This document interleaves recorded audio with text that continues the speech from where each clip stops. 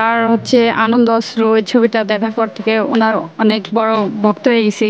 এখন পর্যন্ত মনে রাখি, কারণ আমার মনে হয় না যে বাংলাদেশে ওনার মতো কেউ এখনো মানে বড় কেউ নায়ক হবে।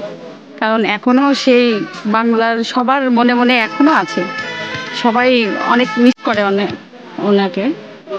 তার পাগলামিটা অনেক ভালো লাগে আর কি, এটাই যে সে অনেকজনার মন ছুঁয়ে নিয়েছে যে পাগলামোটা করে, যে আসলে সে আসলেই একটা মানে ভালোবাসার জন্য আর কি পাগল হয়ে গেছিল।